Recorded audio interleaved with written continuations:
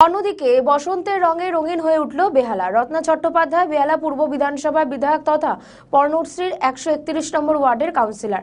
আন্তরিকতা ও উৎসাহের সঙ্গে বসন্ত উৎসব পালন করলেন তিনি। আবির মেখে মিষ্টিমুখ করিয়ে উৎসবের আনন্দ ভাগ করে নেন। স্থানীয় বাসিন্দাদের সঙ্গে বসন্তের আনন্দ উদযাপন করে তিনি সম্প্রীতি ও সৌহার্দ্যের এক উজ্জ্বল বার্তা তুলে ধরেন।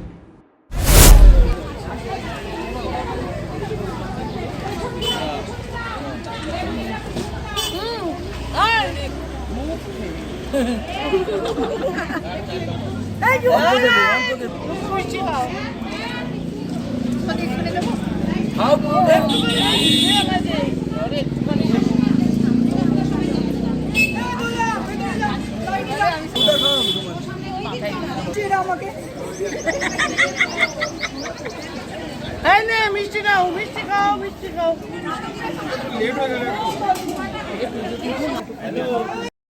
দিদি আজকে হোলি দেখতে পাচ্ছি আপনি রং মেখেছেন ইতিমধ্যে, কেমন ভাবে আপনি দিনটা কানেক্ট?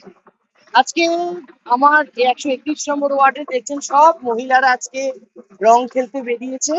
আমরা সারা বছর প্রচুর কাজ করি, প্রচুর মানুষের জন্য আমাদের সময় মেলে না মানুষের জন্য কাজ করতে করতে একটু আনন্দ করার।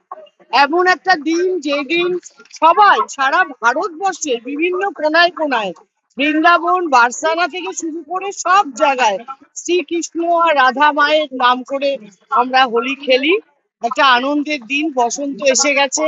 বসন্তের এই প্রাক্কালে হোলির দিনে আমরা সকলে মিলে রাস্তায় নেমেছি, কারণ আমরা জানি যে এই বছর ইলেকশন, সামনের বছর নতুন করে মমতা দি আবার মুখ্যমন্ত্রী হবে, সামনের বছরে আনন্দ আরেকটু অন্যরকম হবে। তো ইলেকশনের আগে আমাদের সকলের প্রস্তুতি নিতে হচ্ছে। আমরা প্রচন্ড ব্যস্ত, কিন্তু তার মধ্যে একটা দিন পেয়েছি আনন্দ করার।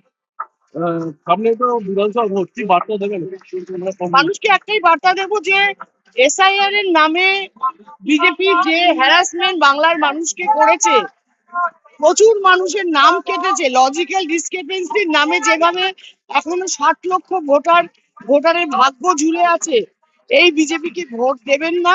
কারণ বিজেপি বাংলায় এলে তাদের রূপ অন্যান্য স্টেটে দেখিয়ে দিয়েছে। বাংলায় আমরা মুখ্যমন্ত্রীর সোনার আঁচলের তলায় দাঁড়িয়ে যেভাবে শান্তিতে ঘুমোই, যেভাবে প্রত্যেকটা মানুষের কাছে প্রকল্পের মাধ্যমে মমতা বন্দ্যোপাধ্যায় তার সহায়তা পৌঁছে দেন, এই মমতা ব্যানার্জি আবার আসবে চতুর্থবারের জন্য। আপনারা মমতা দিকে অবশ্যই আশীর্বাদ করবেন।